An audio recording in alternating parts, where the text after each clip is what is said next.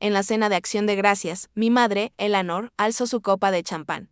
Me miró fijamente a mí, la única hija de la familia, vestida con uniforme militar. Y gruñó: niña ingrata. Eres una mancha en esta familia. Fuera. Toda. La mesa quedó en silencio. Pero ellos no sabían. Un soldado nunca es derrotado por palabras. Me llamo Jaime North y tengo 28 años. Al cruzar la pesada puerta de roble de la casa familiar en Beacon Hill, la calidez del hogar se sentía como un engaño. El aire estaba cargado con el aroma intenso del pavo asado y la salvia. Un olor tan ligado a Acción de Gracias que casi calmaba el nudo apretado de ansiedad en mi estómago. Era un temor familiar, una sensación que llevaba conmigo cada año a esta casa. Guardada en el bolsillo de mi abrigo, la carta oficial pesaba. Sus bordes nítidos eran una oración silenciosa. Sargento Jaime North. Había practicado frente al espejo, ensayando cómo presentar esta parte de mi vida para que no fuera descartada como otra anécdota trivial. Había pasado mi vida luchando por un fragmento de su aprobación. Y esa noche esperaba que fuera diferente. Desde la entrada, los vi reunidos en la sala formal. Mi hermana, Clarissa, una abogada brillante, se reía de algo que había dicho mi madre, Eleanor. Mi hermano menor, Spence, una estrella en ascenso en finanzas, estaba junto a ellos, con el brazo alrededor de su novia perfecta, Isabel. El rostro de Eleanor brillaba con un orgullo que reservaba exclusivamente para ellos. Su voz resonaba mientras elogiaba el último caso de Clarissa y el nuevo trato de Spence. Respiré hondo, mis dedos cerrándose alrededor de la carta. Todo lo que quería era un solo momento para entrar y finalmente ser vista. Al sentarnos a cenar, la larga mesa de caoba brillaba, puesta con la mejor plata de la familia. El pavo asado tenía un dorado perfecto. La salsa de arándanos casera reposaba, roja rubí en un cuenco de cristal, y el aroma del pastel de calabaza flotaba desde la cocina. Todo era perfecto, un escenario impecable para el feo drama que estaba por venir. Mi madre Eleanor alzó su copa de champán Baquea, tocándola suavemente para llamar la atención. Era la hora de su discurso anual de Acción de Gracias. La familia comenzó. Sus ojos recorriéndonos. Cantó las alabanzas del título en Derecho de Clarissa en Harvard y brindó por la increíble astucia empresarial de Spence. Sus palabras eran un jarabe dorado y cálido, vertido sobre sus dos hijos preciados. Luego, su mirada, fría y aguda como el hielo, se posó en mí. Por supuesto, está Jaime, dijo, con un suspiro desdeñoso en la voz. Con su trabajo de marketing y su pequeño hobby de fin de semana en el ejército. Unos risitas, educadas y tensas resonaron en la mesa. Mis mejillas ardían de vergüenza. Un hobby. Así llamaba ella mi juramento sagrado a este país. Las noches heladas de invierno en ejercicios de entrenamiento, el inmenso peso de la responsabilidad que cargaba. En su mundo de credenciales de la Ivy League y portafolios financieros. Mi servicio no era más significativo que una clase de cerámica. La palabra dolió, pero me aferré a la carta en mi bolsillo. Tenía que intentarlo. Mamá, dije. Mi voz temblando ligeramente. Me ascendieron a sargento. Eleanor dejó su copa de vino sobre la mesa. El sonido fue un chasquido seco y agudo que cortó el ambiente. Luego se rió. No era una risa de alegría. Era un ruido frío y quebradizo que rompió la atmósfera cálida. Ascendida, se burló, con los ojos abiertos de incredulidad fingida. ¿Para qué, Jaime? ¿Para desperdiciar tu vida jugando en el barro con otros fracasados? Invertí una fortuna en darte la mejor educación. ¿Y para qué? ¿Para que te convirtieras en la vergüenza de esta familia? Su voz subió, su máscara compuesta se agrietó para revelar la fealdad que había debajo. Ahora estaba de pie, inclinada sobre la mesa, con el rostro torcido. Niña ingrata. Eres una mancha en esta familia. Fuera, las palabras quedaron, suspendidas en el aire, vibrando con veneno. Luego cayó un silencio ensordecedor, fue absoluto. Mi padre, Harrison, bajó la cabeza, con la mirada fija en el pavo de su plato. Clarissa y Spence miraban fijamente el mantel blanco de lino, sus rostros perfectamente neutrales, su complicidad gritando más fuerte que cualquier acusación. Ninguno de ellos sostuvo mi mirada. Ninguno dijo una palabra. No lloré. La rabia y el dolor habían sellado mis conductos lagrimales. En ese momento, mi entrenamiento militar tomó el control. Mi columna vertebral se enderezó por sí sola. Empujé la silla hacia atrás, sus patas raspando suavemente contra la madera pulida, y me puse de pie. Miré a cada uno de ellos, uno por uno, dejando que mis ojos se posaran en sus rostros silenciosos y apartados. Su cobardía silenciosa fue una traición más punzante que las palabras brutales de mi madre. No necesitaba decir nada más. Sin emitir un sonido, me di la vuelta y me alejé de la mesa. Pasé junto al aroma del banquete que no iba a comer, junto a las notas tenues de música jazz, y salí por la pesada puerta de roble. Dejé atrás a una familia podrida hasta la médula. Una casa construida sobre la hipocresía. El aire frío y limpio de noviembre en Boston golpeó mi rostro, un marcado contraste con la calidez sofocante del interior. Por primera vez, el frío mordisco de la noche se sintió más como un abrazo de bienvenida que como el hogar del que acababa de ser expulsada. Las palabras de Eleanor resonaban en mi cabeza. Un bucle cruel y repetitivo, pero debajo de ellas, comenzó a formarse una pregunta más profunda y dolorosa. ¿Por qué? ¿Por qué siempre yo, acurrucada en el sofá gastado del apartamento de mi mejor amiga Maya? La pregunta persistente, ¿por qué yo? Flotaba en el aire silencioso un fantasma. En la habitación. El impacto inicial de Acción de Gracias se había desvanecido, dejando atrás el conocido vacío punzante de una herida que nunca sana del todo. Mi mente, desesperada por una respuesta, navegó a través de los años, buscando en una vida llena de agravios cuidadosamente archivados, buscando el inicio de la fractura. El origen de mi otredad. Se detuvo en el año que cumplí 16. Había ganado el primer lugar en un concurso estatal de arte. No era una feria escolar pequeña. Era un evento significativo con jurado. Y el logro se sintió como una explosión de sol en mi pecho. Recuerdo todo el camino a casa desde la galería, abrazando el pesado trofeo de cristal brillante en mis manos. Era sustancial, real. Mi corazón latía contra mis costillas con una emoción pura y sin adulterar. No podía esperar para mostrárselo, para presentar finalmente un logro tan tangible, tan validado por el mundo exterior, que no pudieran ignorarlo o disminuirlo. Los encontré en la sala. Lo extendí hacia ellos. Mi madre miró el trofeo, un destello de algo inexpresable en sus ojos, antes de que su rostro adoptara su habitual sonrisa educada y distante.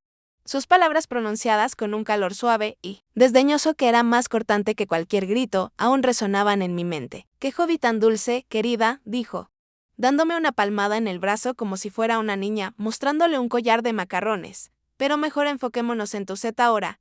Ese es tu futuro, un hobby. Todas esas noches tarde encorvada, sobre la mesa de dibujo, la pasión que puse en cada línea, la forma en que veía el mundo en formas y sombras, todo reducido a un pasatiempo infantil y pintoresco. Unas semanas después, el corazón se me hundió en el estómago. Buscaba una caja vieja en el sótano cuando lo vi. Allí, sentado junto a una pila de periódicos amarillentos viejos destinados al reciclaje, estaba mi trofeo. No estaba roto ni siquiera astillado. Simplemente estaba descartado. Colocado entre la basura, considerado indigno de un espacio en nuestra casa. Era un mensaje claro y silencioso. Tú y las cosas que amas no pertenecen aquí. Los recuerdos seguían llegando, cada uno una capa más de prueba. Tenía 18 años y había llegado el delgado sobre de Yale. Alma mater de Clarissa, la carta de rechazo se sentía como una declaración pública de mi fracaso. Fue a la sombra de esa decepción que tomé una decisión que cambiaría mi vida. Me alisté en la Guardia Nacional del Ejército. Anhelaba la estructura, la disciplina, el sentido inquebrantable de propósito y orgullo que brillaba por su ausencia en mi propio hogar. Se sentía como un camino noble. Una manera de servir a algo más grande que las sofocantes expectativas materialistas de la familia Benz. Todavía puedo imaginar el rostro de mi madre cuando le mostré la carta de alistamiento. No. Estaba enojada, lo cual de alguna manera era infinitamente peor. Su expresión era de una profunda y cansada lástima. Como si mirara a un animal herido que no sabía cómo arreglar. «Oh, Jamie», suspiró, su voz cargada de una tristeza condescendiente que me hacía estremecer. ¿Es esto lo que eliges cuando no puedes competir con tus hermanos? Estás desperdiciando tu vida con esta tontería. Mi padre, siempre evitador de conflictos, solo murmuró algo sobre la experiencia de vida antes de excusarse rápidamente de la habitación. Vieron mi juramento a mi país no como un compromiso, sino como un premio de consolación. Fue el último recurso para la hija que no podía seguir el ritmo, una sentencia de muerte para mi futuro. Como más tarde lo llamó mi madre. En medio de estos recuerdos fríos y punzantes, surgió una imagen cálida, un faro en la oscuridad asfixiante. Mi abuelo, un veterano condecorado del Cuerpo de Marines. Él fue el único que realmente vio todas las partes de mí y pensó que encajaban perfectamente. Cuando era niña, me llevaba al Museo de Bellas Artes de Boston, pasando horas conmigo frente a los Monets y los Sargents. Nunca criticó mis dibujos infantiles hechos con crayones y marcadores. En cambio, los estudiaba con una expresión seria y pensativa y decía con voz grave, «Esta tiene el ojo de un artista y el corazón de un guerrero». No veía conflicto entre ambos. El día que me alisté, él fue quien me llevó a la estación de reclutamiento. Antes de entrar, me apretó en la palma una moneda de desafío vieja y desgastada. El metal era frío y pesado contra mi piel, un ancla sólida. Se inclinó y susurró, su voz áspera por una emoción que el resto de mi familia nunca me mostró. Nunca dejes que nadie te diga que no eres suficiente. El coraje tiene muchas formas, Jaime. Y la tuya es una de las más raras. Falleció hace 2 años, llevándose con él la única validación incondicional real que había conocido. Su ausencia era un vacío doloroso constante. Mis pensamientos regresaron al presente. Estaba en la sala de Maya. Las luces de la ciudad de Boston parpadeando fuera de su ventana como estrellas lejanas e indiferentes. Ella había colocado silenciosamente una taza humeante de té de manzanilla en mis manos y me había arropado con una manta cálida y pesada sobre los hombros. No ofreció lugares comunes ni tranquilidades fáciles. Simplemente se sentó conmigo en silencio por un largo rato antes de mirarme con una expresión firme e inquebrantable. No te merecen. Jamie, dijo, su voz cortando mi neblina de recuerdos, con absoluta certeza. Y en ese momento, al escuchar esa simple verdad de alguien más, finalmente entendí la devastadora realidad. La cena de Acción de Gracias no fue un incidente aislado. Fue el clímax explosivo e inevitable de una guerra de desgaste de 28 años. Una guerra que siempre estuve destinada a perder porque las reglas las escribieron ellos para ellos. No solo me habían echado de mi casa, había estado en una prisión toda mi vida. Y mi carcelera, en su ciega rabia, sin saberlo me había entregado la llave. La revelación fue liberadora. Pero también aterradora, una caída libre hacia un mundo desconocido. Pero, ¿qué se supone que debía hacer con esta libertad repentina y dolorosa? Mi nueva vida comenzó en un pequeño estudio, en el 3er piso en Alol. El vecindario latía con una energía vibrante y cruda de estudiantes y artistas que lo llamaban hogar. Un mundo alejado del silencio imponente y sofocante de Beacon Hill. La mudanza fue un torbellino de camiones de alquiler y el eco hueco de mis propios pasos en una habitación vacía que olía a pintura vieja y a la vida de otra persona. Esas primeras noches fueron las más duras. El silencio profundo e implacable de mi nueva realidad era, de alguna manera, más fuerte y penetrante que los gritos de mi madre. Era el sonido aplastante de estar completamente desconectada para mantener a raya a los fantasmas de mis propios pensamientos. Me lancé al trabajo en la empresa de marketing con una energía feroz y desesperada. Me convertí en una máquina de productividad. Me ofrecí para cada proyecto extra.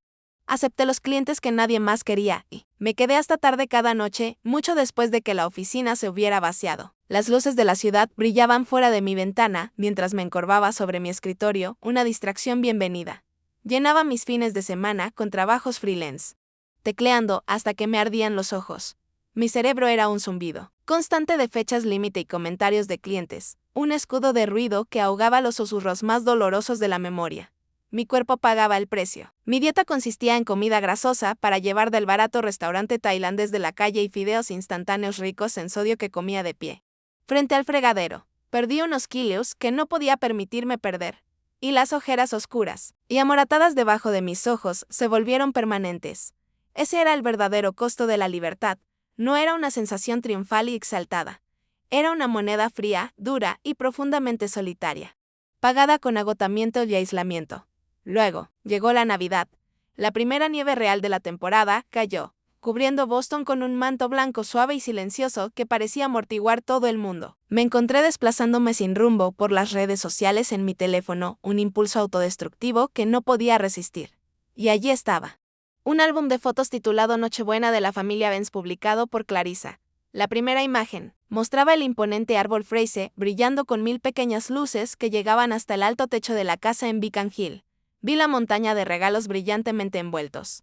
El brillo de la plata y las sonrisas radiantes en sus rostros. Mi madre, con un vestido rojo festivo, alzaba una copa. Mi padre estaba a su lado, con el brazo alrededor de ella. Clarissa. Spencer y Isabel lucían perfectos. El pie de foto decía, nada mejor que estar con quienes más importan. No faltaba nadie. Nadie había llamado. Aquella noche, me senté sola en el suelo de mi apartamento, una lámpara solitaria proyectando un charco de luz en el piso de madera desnuda. Mi cena de Navidad fue un paquete de ramen con sabor a pollo. Su vapor empañando el frío cristal de la ventana, mientras miraba hacia la oscuridad. Las luces festivas de la calle afuera se difuminaron, mientras mis ojos finalmente se llenaban de lágrimas. No eran lágrimas de autocompasión, sino de una brutal aceptación final, para ellos. Realmente había desaparecido. Era un fantasma, que habían logrado expulsar de sus vidas inmaculadas. Pero cuando las lágrimas se secaron en mis mejillas, una extraña e inesperada sensación de alivio me invadió. La agotadora actuación había terminado. Ya no tenía que interpretar el papel de alguien que no era, contorsionarme para encajar en un rol para el que nunca estuve destinada, en mis momentos más débiles, cuando la soledad pesaba como un peso físico, mi entrenamiento militar se convirtió en mi salvación. Era la base inquebrantable sobre la cual comencé a reconstruir mi vida. Cada mañana, sin importar cuán agotada me sintiera. Mi sargento interno me hacía levantar a las 5 en punto. Me ponía las zapatillas de correr y salía al frío previo, al amanecer para trotar junto al río Charles. El aire helado me quemaba los pulmones, un dolor agudo y purificador que despejaba mi mente. De regreso en mi apartamento. Limpiaba con meticulosa precisión, hacía mi cama con las esquinas perfectamente tensas, como en el entrenamiento básico. Estos pequeños actos estructurados eran mis anclas en un mar de caos. Me daban una sensación tangible de control cuando todo lo demás parecía girar fuera de mi alcance. Durante esas carreras matutinas, empecé a escuchar podcasts. Encontré a Brené Brown y sus palabras sobre la vulnerabilidad y el coraje me impactaron como un rayo. Hablaba de la arena, de atreverse a ser grande, de que el mérito pertenece a quien está en la pelea. La vulnerabilidad no es debilidad, decía su voz en mis auriculares. Una presencia tranquila y firme. Es nuestra mayor medida de coraje, eso reconfiguró toda mi experiencia. No era débil por sentir dolor. Estaba en la arena, cubierta de polvo y sangre, quizás.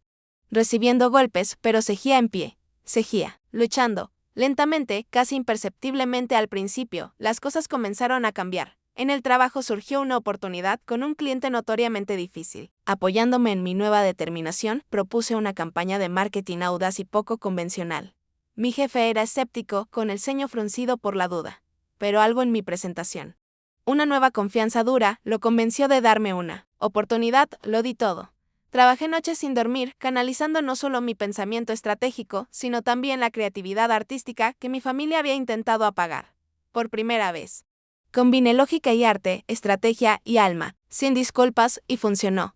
La campaña fue un éxito fenomenal. El día que llegó el correo de felicitación del CEO del cliente a mi bandeja de entrada, reenviado por mi propio jefe con un simple trabajo increíble.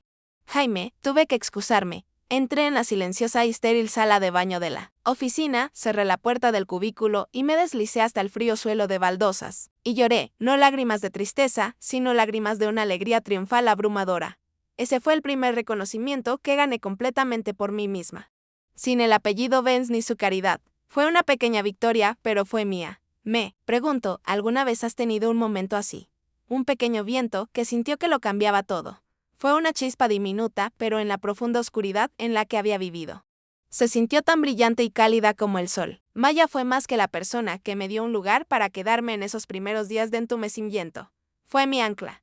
Fue la constante en los escombros de mi antigua vida, cuando me veía hundirme en las serines movedizas grises y silenciosas. De mi propio dolor, me sacaba físicamente del apartamento, insistiendo en que camináramos por la explanada, incluso con el viento cortante. Cuando no podía comer, llegaba con un litro de helado Ben & Jerry, ese Cherry Garcia, mi favorito. Y se sentaba conmigo, en un silencio cómodo. Me escuchaba repetir las mismas viejas historias de dolor y humillación, un disco roto de mi pasado, sin mostrar jamás un atisbo de juicio e impaciencia. Una noche, mientras yo me hundía, culpándome por no ser más inteligente, fuerte o diferente, ella puso firmemente las manos sobre mis hombros, obligándome a mirarla a los ojos. Sus ojos eran claros y resueltos. Jaime, basta, dijo, sin dejar lugar a discusión. Esto no es culpa tuya. Fuiste parte de un sistema podrido diseñado para que fracasaras. Tú no eres quien necesita cambiar.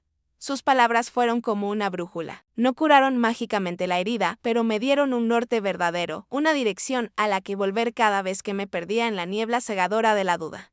Siguiendo su consejo, encontré a la doctora Evelyn So, una terapeuta especializada en dinámicas familiares. Su consulta era un santuario cálido y silencioso con vista al Boston Public Garden. Las sillas suaves, el aroma a lavanda y el suave tic-tac de un reloj de péndulo en una esquina. Todo parecía diseñado para calmar. Fue allí, en ese espacio seguro, donde escuché por primera vez los términos que darían nombre a toda mi existencia: chivo expiatorio y hijo dorado. La doctora So explicó con una calma empática profundamente sanadora que yo había sido, sin saberlo, asignada al papel de chivo expiatorio de la familia. Era la encargada designada para cargar toda su ira no procesada, sus decepciones, sus inseguridades. Clarice y Spence eran los hijos dorados, los recipientes de todas sus esperanzas y ambiciones. Cada sesión con ella se sentía como una excavación arqueológica en mi propia alma.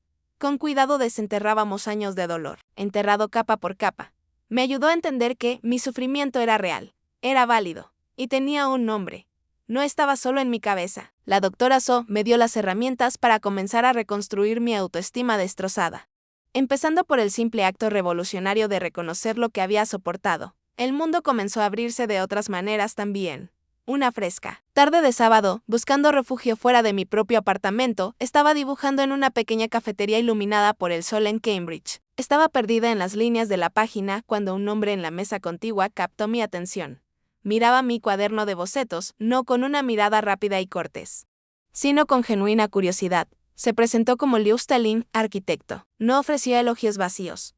En cambio, preguntó sobre mi proceso. Quería saber el significado detrás de las líneas angulares y agudas, la emoción que intentaba transmitir en los espacios sombreados. Nuestra conversación fluyó sin esfuerzo, pasando del arte a la arquitectura y a los extraños y tortuosos caminos de la vida. Por primera vez con alguien nuevo. No edité mi historia. Le conté sobre mi trabajo en marketing, mi compromiso con la guardia y hasta sobre las profundas y dolorosas grietas con mi familia. Él solo escuchó. No intentó arreglar nada, ni ofreció consejos. Simplemente escuchó. Con los ojos llenos de una empatía profunda e inquebrantable. Cuando terminé, guardó silencio un momento y luego dijo algo que me llegó hasta lo más profundo. Me parece, dijo suavemente, que eres la única en tu familia que se atrevió a ser auténtica. Esa frase es aceptación incondicional. De mi verdad fue lo que pasé toda la vida buscando desesperadamente. Fue un vaso de agua después de una vida en el desierto. Lentamente, casi sin darme cuenta, comenzó a formarse una nueva familia a mi alrededor. No era una familia ligada por la sangre o la obligación, sino por la elección y el respeto mutuo. Estaba Maya, mi ancla firme y leal. Estaba la doctora So, mi guía sabia y amable. Y ahora estaba Liu, que traía consigo un amor calmado y saludable que nunca supe que era posible. Eran mi gente. Una familia que elegí y que también me eligió a mí. Celebraban a la mujer que era en toda mi complejidad, la sargento disciplinada y la artista sensible. No me pedían que fuera más pequeña, más callada o diferente. Solo me pedían que fuera yo. Acostada en la cama una noche. El silencio familiar de mi apartamento ya no se sentía como una amenaza. Se sentía como paz. Por primera vez en mis 28 años, sentí que pertenecía a algún lugar. No por un apellido ni un linaje, sino por un entendimiento genuino y una verdadera apreciación. Mi vida finalmente había encontrado un ritmo pacífico y constante. Mi trabajo era gratificante. Mi pequeño apartamento se sentía como un verdadero hogar, y mi relación con Liu crecía cada día más. Profunda y maravillosa. Estaba construyendo una vida según mis propios términos, una vida de alegría tranquila, y entonces, el pasado llamó a la puerta. Era una noche de martes. Leo y yo cocinábamos juntos, riendo mientras yo intentaba explicar la diferencia entre dos conceptos de marketing. Mi teléfono vibró con una llamada de un número desconocido. Casi la ignoré, pero algo me hizo contestar. Hola, una voz familiar y vacilante respondió. Jamie, soy papá. Mi corazón dio un doloroso golpe contra mis costillas. Era la primera vez que escuchaba su voz en casi 6 meses. Por un instante tonto. Una chispa de esperanza se encendió dentro de mí. Tal vez llamaba para saber cómo estaba. Tal vez sentía arrepentimiento. Esa esperanza murió casi al instante. Su voz sonaba incómoda, tensa. No preguntó cómo estaba. No mencionó mi trabajo, ni se interesó por mi salud. Carraspeó y fue directo al grano. Jaime, escucha. Tu madre no ha estado. Viene la clásica introducción. Spence y Isabel pronto tendrán su fiesta de compromiso. Y tu madre quiere que estés allí. Quiere que vuelvas a casa. Las palabras cuidadosamente elegidas. No está bien. Quiere que vuelvas eran una manipulación transparente. Podía escuchar los hilos invisibles en cada sílaba. Esto no era una invitación. Era una convocatoria. Hábilmente disfrazada de súplica por la armonía familiar. No se trataba de mí. Se trataba de lo que ellos necesitaban de mí. Unos días después, mi hermano Spence pidió verme. Nos encontramos en una cafetería neutral, cerca de Boston Common, un lugar sin historia para nosotros. Parecía agotado. Con la piel hinchada y oscura debajo de los ojos, jugaba nerviosamente con su taza de café, evitando mi mirada. Deberías venir, Jamie dijo en voz baja, solo por una noche, por mí, por Isabel. Mamá está haciendo todo difícil. Recordé al niño pequeño, que solía ser mi amigo más cercano, mi cómplice, antes de que los roles familiares se definieran tan rígidamente. Miré al hombre en que se había convertido. Un hombre encargado ahora de manejar los estados de ánimo de nuestra madre. Spence, déjame preguntarte algo con honestidad, dije, con la voz calmada y firme. ¿Quieres que vaya porque me extrañas o porque quieres que mamá deje de hacerte la vida difícil? Bajó la mirada, con los hombros caídos. No pudo responder. Y en su silencio tuve mi respuesta. No estaba allí por mí, estaba allí por él mismo. Era el hijo dorado. Aún dispuesto a sacrificar al chivo expiatorio de la familia en el altar de su propia paz y tranquilidad solo para mantener funcionando el sistema disfuncional. La realización dejó un amargo sabor metálico en mi boca. Esa noche le conté todo a Leo. Él escuchó pacientemente. Su presencia era un cálido y sólido consuelo. No me dijo qué hacer ni qué pensar. Simplemente me sostuvo y me hizo una pregunta simple y clara. ¿Volverte traerá paz, Jaime? Su pregunta cortó todo el ruido. Toda la culpa y la obligación. Fue directo al corazón del asunto. Volver no se trataba de sanar. Se trataba de caminar voluntariamente de regreso a la misma vieja trampa, ofreciéndome para usar una vez más las cadenas del juicio y la crítica. Se trataba de sacrificar mi pieza más dura por su comodidad temporal.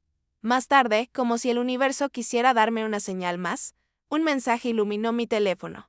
Era de Isabel, la prometida de Spence. Jamie, sé que esto no es asunto mío, pero veo cómo trata Eleanor a la gente. Por favor, no vengas si no quieres. Tu paz mental es lo más importante. Ese simple acto de validación por parte de una casi desconocida, alguien con una perspectiva externa, tenía más poder y significaba más para mí que cualquier vacía apelación a la familia. Mi cortés rechazo, comunicado a través de Spence, no fue bien recibido. Eleanor no me llamó para gritarme, hizo algo mucho peor. Escaló la situación. Me ignoró por completo y fue directo al fundamento de mi nueva vida. Llamó al oficial al mando de mi unidad de la Guardia Nacional. Mi oficial me llamó más tarde ese día, con una voz mezcla de preocupación profesional y confusión. Sargento, North comenzó, recibí una llamada hoy de una mujer que se identificó como su madre, Eleanor Vance.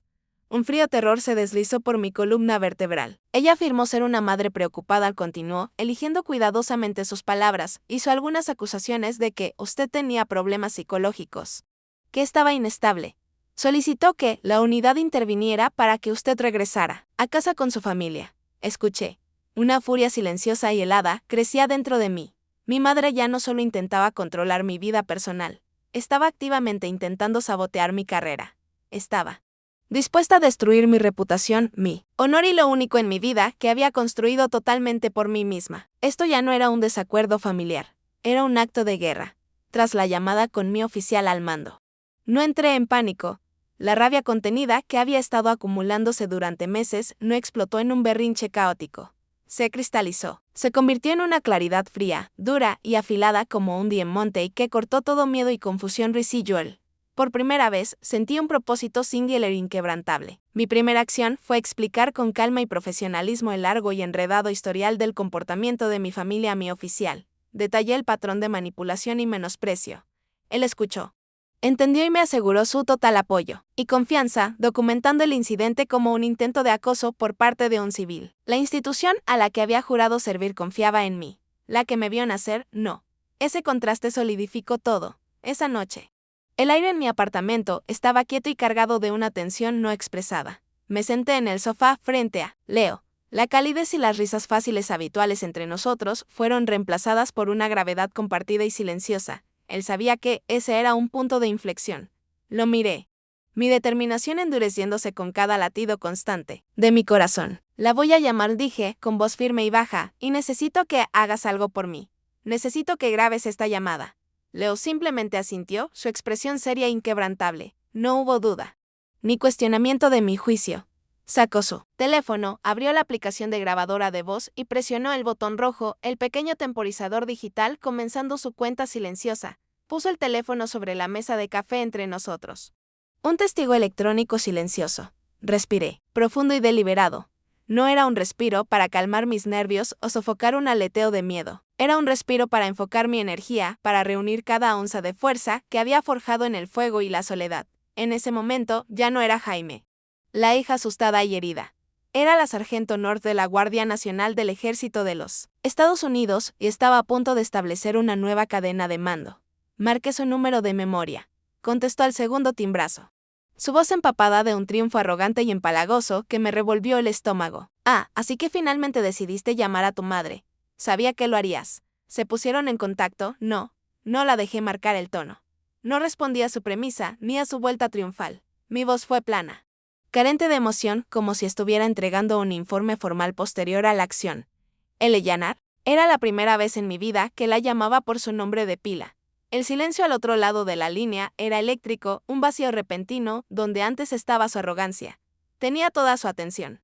Completa y sin dividir. Llamaste a mí, oficial al mando, declaré, no como una pregunta, sino como el primer punto de una lista de cargos. Difamaste mi nombre. Intentaste sabotear mi carrera con mentiras sobre mi estabilidad mental. Esa acción cruzó todas las líneas concebibles de decencia humana. El silencio se extendió por un segundo más, un latido de puro choque y luego la inevitable explosión. ¿Cómo te atreves a usar ese nombre conmigo? Chilló. Su voz quebrándose con la furia de una reina cuyo poder acababa de ser desafiado. Hice lo que hice porque estoy tratando de ayudarte. Estás fuera de control. No la interrumpí. Con una voz fría y afilada como un fragmento de hielo cortando su histeria, hiciste eso porque ya no puedes controlarme. Así que ahora, me vas a escuchar y vas a escuchar muy bien. Desde este momento. No tienes autoridad en mi vida. No tienes voz. No me llamarás. No me mandarás mensajes. No aparecerás en mi lugar de trabajo. Y no tendrás más contacto con mi unidad militar, ni con ninguno de mis asociados. Si tú, alguien más de esta familia, actuando en tu nombre, viola estos términos claramente establecidos, lo consideraré un acto de acoso y tomaré acciones legales inmediatas. ¿Está entendido? Pude escuchar sus jadeos irregulares y desesperados. Al otro lado de la línea, estaba balbuceando, el sonido de una tirana perdiendo el control, su arma principal, mi miedo hacia ella, inútil. Tú, estás amenazando a tu propia madre, logró tartamudear finalmente. Cada palabra que dije a continuación fue deliberada, grabada con la certeza final de la sentencia de un juez. Me incliné un poco hacia adelante. Esto no es una amenaza, Eleanor. Esto es una promesa. Dejé que las palabras colgaran en el aire un instante, dejando que su peso completo se asentara. Pasaste 28 años creando un monstruo con tu crueldad, tu narcisismo y tu desprecio. Ahora tendrás que enfrentarlo. Espero que tengas una hermosa fiesta de compromiso. Corté la llamada antes de que pudiera decir una palabra más. Mi pulgar presionó la pantalla con una firme y satisfactoria conclusión. El silencio que llenó la habitación fue absoluto. Profundo, solté una larga y lenta exhalación. Una sola respiración que parecía cargar con el peso de toda mi vida. 28 años de intentos, de esperanzas, de ser aplastada, se fueron, quedaron atrás. Liberados. Miré a Leo. Sus ojos no estaban llenos de lástima. La mirada, a la que había estado acostumbrada toda mi vida, estaban abiertos, llenos de una admiración cruda y profunda. Extendió la mano y silenciosamente detuvo la grabación. No solo había trazado una línea en la arena, había construido un muro de fortaleza alto e impenetrable justo en el centro de mi vida. Y supe con una certeza que resonaba en lo profundo de mis huesos que esto no era el final. La guerra apenas comenzaba. No perdí tiempo. La declaración de guerra había sido hecha y ahora era momento de preparar el campo de batalla. Mi pequeño apartamento se transformó en una sala de guerra improvisada, con Leo como mi segundo al mando de confianza. Trabajamos con una intensidad silenciosa y enfocada. Recordé una frase de Saint-Exupéry, El arte de la guerra, un libro que mi abuelo insistió en que leyera. Conoce a tu enemigo y conócete a ti mismo. Y no temerás el resultado de 100 batallas. La mayor debilidad de mi familia era su obsesión con su imagen pública, su fachada perfecta. Mi mayor fortaleza era la verdad, en mi portátil. Creé una nueva carpeta encriptada titulada simplemente Operación Libertad. Ese era mi arsenal. Mis armas no eran rifles ni municiones, sino hechos duros, irrefutables. Pasé horas escaneando documentos, el zumbido de la máquina, marcando un ritmo constante en la habitación silenciosa. Escaneé mi carta de ascenso a sargento.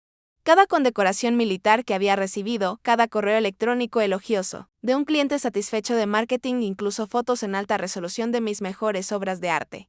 Este era el dossier de mi valor, la prueba de una vida que se habían negado a ver. Luego, creé una segunda carpeta, evidencia de manipulación. En ella puse el archivo de audio de mi llamada con Eleanor. Transcribí los mensajes de texto de mi padre y Spence. Sus palabras de coerción velada, ahora claras e incriminatorias en la página. Escribí un relato cronológico detallado de los eventos pasados, desde el trofeo descartado hasta el abuso verbal en acción de gracias. Cada pieza de evidencia era un ladrillo. Y con ellos estaba construyendo una fortaleza impenetrable alrededor de mi nueva vida. Unas noches después, un golpe inesperado sonó en mi puerta. Mi corazón saltó hasta la garganta. Miré por la mirilla. Era Spence. Se veía aún peor que en la cafetería. Su rostro pálido y demacrado. Los ojos hundidos por el agotamiento y algo parecido a la vergüenza. Abrí la puerta. Tenías razón, susurró, apenas audible. No pudo mirarme a los ojos. Después de que colgaras, mamá tuvo un colapso, una rabia narcisista total. Culpa a Isabel. Dijo que había envenenado mi mente contra la familia. Isabel no lo soportó más. Hizo una maleta y se fue. La noticia me impactó, pero no sentí satisfacción. Solo una profunda tristeza por el daño colateral. Luego extendió una pequeña memoria USB plateada. Esto es para ti, dijo. Papá me lo dio para guardarlo hace un tiempo. Son los estados de cuenta de los fondos fiduciarios que nuestro abuelo dejó para los tres. Creo que deberías revisar el tuyo, específicamente los retiros de los últimos años. Finalmente me miró, con los ojos llenos de una miseria que nunca antes había visto en él. Lo siento, Jamie dijo con dificultad, por todo. Antes de que pudiera responder, se dio la vuelta y caminó rápidamente por el pasillo, desapareciendo por la escalera. Mis manos temblaban ligeramente al cerrar la puerta. Leo y yo conectamos la memoria USB a mi portátil. Abrimos los archivos. En la pantalla apareció una serie de estados bancarios en PDF, una columna ordenada de fechas y números. Y esos números contaban una historia mucho más brutal y calculada que cualquier insulto verbal. Durante los últimos 10 años, desde que cumplí 18, mi fondo fiduciario, la herencia de la única persona que realmente creyó en mí, había sido drenado sistemáticamente. Grandes retiros regulares fueron realizados por Eleanor, listados bajo justificaciones vagas como gastos educativos o apoyo para vivir. Pero las fechas y cantidades coincidían perfectamente con otros eventos. Un retiro de $20,000 coincidió exactamente con el pago inicial que Spence necesitaba para su primera propiedad de inversión.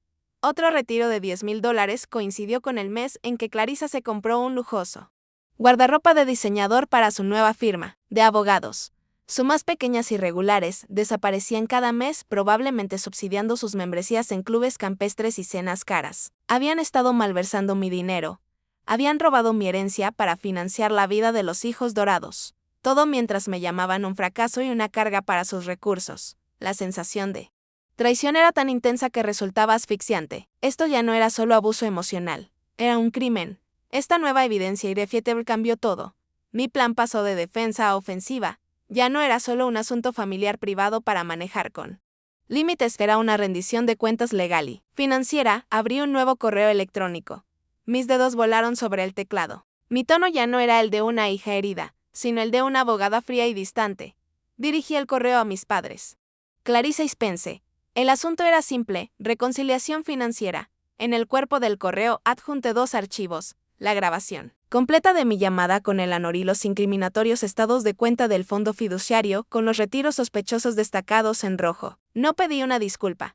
No apelé a la emoción. Hice una demanda clara y no negociable, el reembolso total y completo de todos los fondos retirados de mi cuenta, con intereses compuestos, a depositarse en un plazo de 30 días hábiles. El incumplimiento, escribí, resultaría en que todo el expediente fuera entregado a mi abogado para proceder legalmente de inmediato. Eché una última mirada a las palabras en la pantalla. Luego, con mano firme, hice clic en enviar. El pequeño apartamento quedó en silencio. La bomba había explotado. Mi correo electrónico detonó una onda sísmica a través del cuidadosamente construido mundo de la familia Benz. Era una bomba digital y las consecuencias fueron inmediatas. Menos de una hora después de enviar el mensaje, sonó mi teléfono. Era mi padre. Su voz, usualmente llena de autoridad retumbante, ahora era tenue y entrecortada por un temblor de pánico. No gritó ni acusó, sino que tartamudeó, suplicando una reunión familiar para aclarar las cosas y discutir esta desafortunada situación. Aceptaré una reunión, le dije, con voz extraordinariamente calmada y medida, un marcado contraste con su agitación. Pero será en mis términos. Se llevará a cabo, en un lugar neutral que yo elija, en un momento que yo determine. Y Leo estará presente como mi apoyo. Era una condición no negociable. Se acabaron los días en que entraba sola a la madriguera de leones, superada en número y emocionalmente emboscada. Él balbuceó por un momento. Claramente no acostumbrado a recibir órdenes, pero la desesperación en su voz lo delató. Accedió de mala gana. Recordé un principio fundamental de mi entrenamiento militar: siempre controla el terreno. Su poder, su misma identidad, estaba intrínsecamente ligada al esplendor opulento de su casa en Beacon Hill. No iba a pelear en su terreno. Renté una sala de conferencias anónima y estéril en un edificio de oficinas del centro. Por una hora, era un espacio sin alma, con una mesa larga y rayada, sillas incómodas de malla y luces fluorescentes zumbantes y fuertes. No había historia familiar en esas paredes, ni fantasmas de mi infancia que me persiguieran. Era una pizarra en blanco. Leo y yo llegamos 15 minutos antes. Elegí mi asiento en la cabecera de la mesa, una posición de autoridad, y coloqué frente a mí una simple carpeta manila sin pretensiones. Cuando la familia Benz entró, se veían completamente fuera de lugar, como aristócratas que se habían perdido y entrado en un edificio gubernamental, despojados del fondo de su riqueza y estatus. Parecían más pequeños con sus caros atuendos, pareciendo disfraces mal ajustados. El aire de invencibilidad que usualmente portaban se había evaporado, reemplazado por una tensión nerviosa y palpable. Por primera vez en mi vida. Estaban en mi territorio. Tenía el control total. Mi padre, Harris, siempre conciliador, comenzó la sesión, intentando suavizar las cosas con sus habituales platitudes vacías e irritantes. Ahora, Jaime. Estoy seguro de que todo esto es un terrible malentendido, le empezó, forzando una débil sonrisa conciliadora. Somos una familia. Podemos resolver cualquier cosa si simplemente hablamos. Antes de que pudiera responder, Clarissa intervino. Con una voz aguda cargada de la indignación de la privilegiada, atacó de inmediato: un malentendido, papá. Ella intenta extorsionarnos después de todo lo que esta familia te ha dado. ¿Cuán ingrata puede ser? Esto no es más que pura codicia, Jaime. Sus acusaciones, que antes me habrían atravesado hasta el fondo, ahora me parecían vacías y absurdas. Disparaban balas de fogeo contra acero reforzado. Ni siquiera parpadeé, simplemente toqué con un dedo la carpeta manila frente a mí. La evidencia fría y contundente en su interior era más fuerte y poderosa que sus insultos cansados. Al otro lado de la mesa, el Ellanar permanecía inquietantemente en silencio. Su rostro era una pálida y tensa máscara de furia contenida y miedo incipiente. Sus ojos, usualmente tan agudos y críticos, se movían rápidamente entre mí y la carpeta. Sabía en ese momento que había perdido el control total. Sus tácticas habituales: gritos, menosprecios, humillaciones públicas, eran inútiles allí. Así que recurrió a su arma final, la que usaba cuando todo lo demás fallaba: lágrimas. Sus hombros comenzaron a temblar y emitió un sollozo teatral y entrecortado. Jamie, ¿cómo pudiste hacerle esto a tu propia madre? Lloró, con voz cargada de un dolor fingido. Después de todo lo que he hecho por ti, solo quise lo mejor. Pero esta vez, la actuación fracasó. El público ya no era cautivo. Fue Spence quien rompió el hechizo. Había estado en silencio desde que llegaron, con la mirada fija en la veta de la mesa. Ahora levantó la vista, su rostro marcado por un profundo y desgastado cansancio del alma. Basta, mamá, dijo, con la voz temblorosa pero clara, cortando sus sollozos falsos con precisión quirúrgica, simplemente para. Giró la mirada hacia nuestro padre y Clarissa, con ojos que tenían una nueva claridad dolorosa. Sus siguientes palabras cayeron como golpes de martillo en la sala silenciosa. Todos sabemos, dijo, ganando fuerza al pronunciar la verdad en voz alta. Todos sabemos de dónde vino ese dinero. Lo supimos y guardamos silencio. Lo tomamos. Nos beneficiamos mientras Jaime se las arreglaba sola. Ella no está equivocada. Nosotros sí. La confesión absorbió todo el oxígeno de la habitación. Fue la última y fatal perforación al globo hinchado de la hipocresía familiar. La boca de Clarissa quedó abierta. Quedó atónita en un raro silencio boquiabierto. Mi padre, el gran facilitador, se desplomó en su silla y se cubrió el rostro con las manos, un retrato patético de derrota tardía. Eleanor solo miraba a Spence, con los ojos abiertos por el horror de la traición definitiva. Su hijo dorado acababa de confesar el crimen frente a testigos. Dejé que el pesado y condenatorio silencio colgara en el aire durante un minuto entero, dejándolos remojarse en la verdad que habían ignorado durante una década. Luego me levanté lentamente, con movimientos deliberados y controlados. No necesito sus disculpas, dije, con voz firme y clara, no valen nada para mí.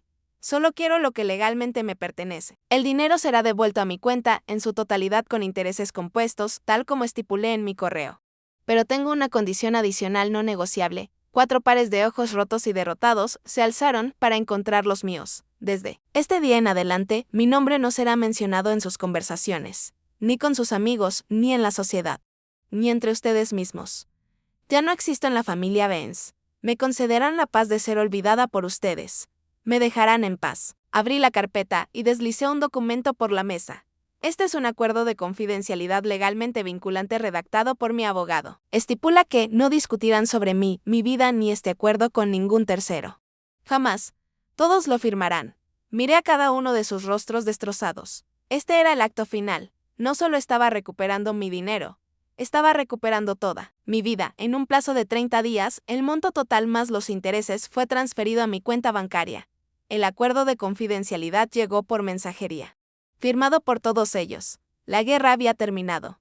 Había ganado. Pero en lugar del triunfo puro y excitante que esperaba, una extraña y profunda vaciedad se apoderó de mí. Era un silencio desconcertante después de toda una vida de ruido. Durante 28 años, había estado librando una guerra en dos frentes, luchando por su atención y, al final, luchando contra su tiranía. Ahora que el enemigo había sido vencido y el objetivo asegurado, sentía un vacío, insegura de mi nuevo propósito. Una noche, mientras miraba fijamente la pared de mi apartamento, Leo me abrazó por detrás, me sostuvo por un largo momento y luego habló suavemente al oído. «Estás en duelo». Jaime dijo, «Estás llorando a la familia que debiste haber tenido». Tenía razón. No solo había cortado una relación tóxica, había realizado una amputación en mi propia vida, había enterrado una parte de mi pasado, una esperanza infantil y profunda de que algún día finalmente me verían. El dolor de esa pérdida era un malestar sordo y persistente, más profundo y complicado de lo que jamás podría haber imaginado. Era la tristeza de aceptar finalmente que el hogar al que has estado intentando regresar nunca fue realmente tu hogar. Una semana después, mi padre llamó. Esta vez no había pánico en su voz. Solo un profundo agotamiento que parecía llegar hasta los huesos. Me pidió verme en un banco del parque junto al río Charles, el mismo lugar donde me había enseñado a andar en bicicleta, 2 décadas atrás. Ese recuerdo parecía pertenecer a otra vida, a otra niña. Nos sentamos en silencio, por largo rato, viendo cómo el agua gris fluía hacia el puerto, mientras un viento frío nos azotaba. Él no me miraba, solo contemplaba el horizonte. «Lo siento», dijo finalmente. Las dos palabras que nunca había escuchado de él sonaban extrañas y torpes al salir de sus labios. «Fui un cobarde». Jaime continuó, con voz apenas audible. «Elegí una paz falsa en lugar de proteger a mi propia hija. Dejé que los miedos de Eleanor y su oscuridad consumieran a toda nuestra familia. Me quedé de brazos cruzados sin hacer nada. No estaba pidiendo mi perdón. No me pedía que regresara. Simplemente declaraba un hecho, una confesión en el frío aire de Boston». Finalmente me miró, con un destello de algo nuevo en sus ojos cansados. «Estoy muy orgulloso de la mujer en la que te has convertido». No nos abrazamos, no lloramos, simplemente nos quedamos allí, dos extraños conectados por un pasado roto compartido. Pero fue un comienzo, un inicio pequeño, frágil y honesto. Un tipo diferente de comienzo ocurría con Spence. Él y Isabel me invitaron a su nuevo apartamento para tomar café. Fue sorprendentemente fácil, sin la vieja tensión forzada. Hablamos como adultos, como iguales. Spence me dijo vacilante al principio que había empezado a ver a una terapeuta para aprender a desenredarse de la influencia de nuestra madre, para encontrar su propia voz. Isabel, quien desde entonces se había reconciliado con él, habló de sus miedos y esperanzas de criar a sus propios hijos en un ambiente sano y amoroso, libre de los patrones tóxicos del pasado. Al irme, Isabel tomó mi mano entre las suyas. «Rompiste el ciclo», Jaime dijo. Con los ojos brillando de sincera gratitud, «nos diste la oportunidad de hacerlo diferente». Entonces comprendí que mi relación con mi hermano no estaba perdida, estaba renaciendo, se estaba reconstruyendo sobre una nueva base. No de trauma compartido, sino de respeto mutuo y honesta determinación. Esa noche, de regreso en la soledad de mi apartamento, supe que quedaba una última cosa por hacer. Saqué una caja de cartón polvorienta de debajo de mi cama. Era mi propio museo secreto de dolor, lleno de artefactos de la familia Benz.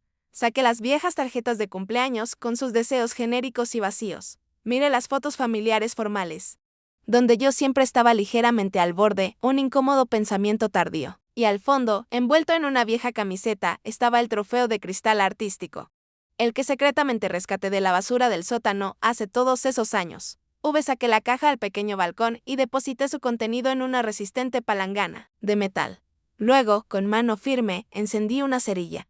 Observé cómo la llama prendía el borde de una tarjeta de cumpleaños. El fuego lamía vorazmente las palabras escritas. Enrollaba los bordes de las fotografías, convirtiendo los rostros sonrientes en cenizas negras. El cristal del trofeo se agrietaba y resquebrajaba con el calor, mientras veía cómo los últimos restos de mi antigua vida se convertían en humo y desaparecían en el cielo nocturno. No sentí ira ni odio, solo una profunda y tranquila sensación de paz. Mi abuelo siempre había amado un verso de Deuteronomio. Sé fuerte y valiente, no temas porque el Señor tu Dios va contigo. No te dejará ni te desamparará. Siempre pensé que se refería a un poder externo. Pero ahora entendía que la fuerza, el coraje, la presencia inquebrantable, todo estaba dentro de mí. No quemaba el pasado para borrarlo, me liberaba de su peso. Era un fuego purificador, un acto final de liberación. Un año después, estaba en medio de un amplio estudio lleno de luz en el South End de Boston. El aire olía a tierra, óleo, trementina y arcilla húmeda. La luz del sol entraba a raudales por las grandes ventanas industriales, iluminando el polvo que danzaba en el aire como pequeñas hadas doradas. Ese lugar era mi sueño hecho realidad. El Caballete del Guerrero. Un taller de arte gratuito que fundé para veteranos militares, usando parte del dinero que había recuperado. Construí no solo un estudio, sino un santuario. Observaba cómo hombres y mujeres, soldados que habían visto lo inimaginable y llevaban las heridas invisibles de la guerra, encontraban un lenguaje tranquilo para sus experiencias. Trabajaban en un silencio concentrado, sus manos moldeando arcilla en un torno o moviendo el pincel sobre un lienzo, encontraban un camino de regreso a sí mismos, una pincelada a la vez. Esto, comprendí, era mi verdadera herencia. Había tomado el dolor que me infligieron y lo transformé en un refugio seguro para otros. En un rincón, Leo ayudaba pacientemente a una veterana de Vietnam a moldear un trozo de arcilla. Su guía gentil y su apoyo silencioso eran la armonía perfecta en ese espacio. Era parte inseparable de este nuevo amanecer. Los domingos, mi nueva familia se reunía en el apartamento que Liu y yo ahora compartíamos. Era un encuentro fácil y cómodo. Mi padre venía más callado, más observador, siempre trayendo una tarta de manzana casera, su pequeña y constante ofrenda de paz. Spence y Isabel traían a mi sobrina, su hermosa niña. Y nuestro tiempo se llenaba con conversaciones sobre sus primeros pasos y nuevas palabras. Maya, mi amiga para siempre, siempre estaba presente. Su risa era la banda sonora alegre constante de nuestras reuniones. No hablábamos del pasado. No hacía falta. Hablábamos del futuro. De nuevos proyectos, nuevas esperanzas, nuevos comienzos. No había juicio en esa habitación, ni competencia, ni insultos cuidadosamente velados. Solo había el afecto cálido y genuino de una familia construida no en sangre, sino en la sólida base de la elección, el respeto y el amor incondicional. Miraba a mi alrededor, a estas personas, a la vida que todos habíamos construido juntos. Y mi corazón se hinchaba con una gratitud tan profunda que se sentía como una presencia física. Esto era familia, esto era hogar. A veces, en momentos de silencio, aún pensaba en Eleanor y Clarissa. Esa conexión permanecía congelada en el tiempo. Una puerta que había cerrado y asegurado con firmeza. Supe por Spence que se habían mudado de Boston, vendiendo la casa en Beacon Hill, quizás para escapar de los susurros y el juicio silencioso de una sociedad que valora la imagen por encima de todo. Ya no sentía el ardor punzante de la ira cuando pensaba en ellas. Solo una melancólica tristeza distante por las mujeres que fueron y por la madre y hermana que nunca pudieron ser. Una tarde me senté y escribí una carta, no para enviar, sino para mí misma. Querida mamá, escribí, te perdono, no porque lo merezcas, ni porque lo que hiciste esté bien. Te perdono porque merezco paz. Estoy dejando ir la ira, no por ti, sino por mí. Hice una pausa y añadí una última línea. Espero que algún día encuentres algo de paz para ti también. Doblé la carta. La sellé en un sobre sin dirección, y la guardé en una caja de cosas importantes. Mi perdón no necesitaba ser recibido ni reconocido para ser real. Era un regalo que finalmente me daba a mí misma. La imagen final de mi historia no es una victoria dramática y resonante, sino una quietud tranquila y poderosa. Soy yo, de pie en mi estudio, después de un taller. Sigo con el uniforme del ejército tras un fin de semana de entrenamiento, pero mis manos están manchadas con rayas de pintura amarilla cadmio y azul cerúleo. El sol de la tarde entra por la ventana, iluminando los lienzos sin terminar que hay por toda la habitación, cada uno una historia, un viaje. Un alma en proceso de sanación. Soy sargento, soy artista, soy maestra, soy amiga, soy pareja. Ya, no soy chivo expiatorio ni una mancha en un apellido familiar. Soy Jaime North. Y de los fragmentos destrozados de una fría noche de acción de gracias, he construido mi propio maldito amanecer. Mi vida ahora es una obra de arte. Esa fue mi historia. Mi viaje de una fría noche de acción de gracias a un amanecer hecho por mí misma. Sé que no soy la única que ha recorrido este camino. ¿Y tú? Historia de resiliencia importa tanto como la mía. En los comentarios abajo, me honraría que compartieras un pequeño paso que diste para construir tu propio amanecer o un consejo que le darías a alguien que recién comienza su camino. Si mi historia resonó contigo y crees en el poder de las narrativas para sanar, por favor suscríbete a nuestro canal para más historias de fortaleza. Comparte esto con alguien que necesite escuchar que no es una mancha, sino una obra maestra en el mundo.